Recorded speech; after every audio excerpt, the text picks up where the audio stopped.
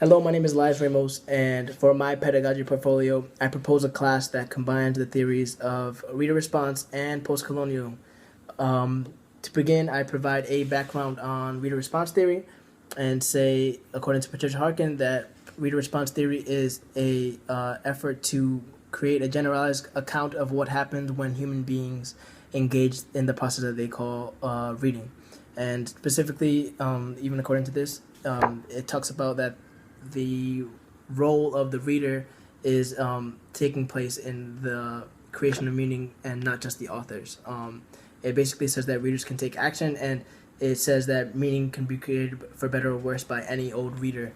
And Fish makes the argument for Stanley Fish makes the argument for the worst argument of any old reader, and says that we have to have the right in saying what's right. And he gives us the canons of acceptability, and it basically is saying that in this process, the text can only yield a certain matrix of possibilities, and there's only certain possibilities that truly fit that matrix.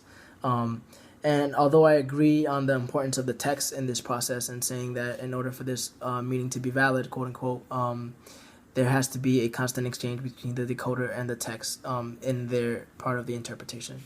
But where postcolonialism makes an appearance is in the function of binaries and hierarchies of valid and invalid, or right and not right interpretation.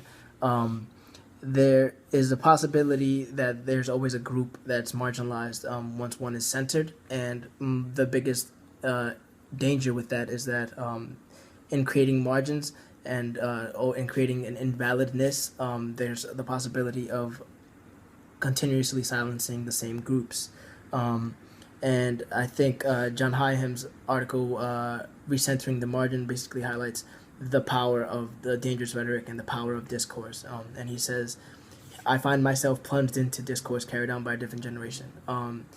To talk about the class a little more, the primary text will highlight this in saying from Minutes and Khaleesa Spector's Smallest Woman, through in-class analysis, will provide like both a fictional and a historical example of the power and use of language in the colonial enterprise, and the power of language specifically in the rotation of a harmful discourse. And Ahmed Césaire's Discourse on Colonialism dissects the use of language in the colonial during the colonial enterprise, and puts us very much to blame for allowing language to justify atrocities, and allowing the pretty words to make colonialism okay in any way, shape, or form. And it's through his own reader response, in a way, resisting reading, that he decodes the text and provides the quote-unquote bloody account of what truly happened. And I think most importantly, the first three primary sources provide accounts of the power of discourse and the dangers of discourse, essentially. And I think because of the dangers of discourse, I think reader response is the perfect way to resist the discourse. It is because it's a call to action, and it acknowledges the role of the reader in the creation of meaning. It allows for terms like agency to find a home in the active reader, because it places the individual back into the process. It says that the individual has a role in the creation of meaning, that the other individual does not have to be passive, that the reader does not have to be passive.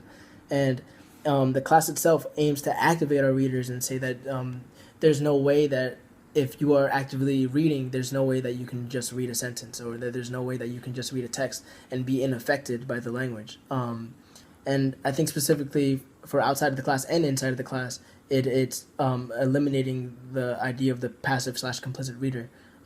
Harkin, to make it come inside a class, outside of class again, defines text as anywhere from books to paintings to body piercings. And to go back to the Stuart Hall model of communication, if everything is a text, that means that everything's been encoded. And if everything's been encoded, that means that everything needs to be decoded, according to reader response. And reader response is calling on decoding. It's calling on decoders, acting for critical thinkers. And if everything is a text, then how can these students not want to be critical thinkers all the time? This is how we resist something that affects us all the time, like discourse that's present in language and art and artistic form and literature and all around us. If we can't be passive in a minute act like reading that affects us because of language, then we can't be passive in anything. We can't be complicit. And just for emphasis, the final text that I chose for the class is Garcia Marquez's Chronicle of a Death Foretold, in which complicity in action leads to the murder of Santiago Nassar. And the way it's told, it also makes present the idea of reader response, because the reader is also complicit in the murder in a way.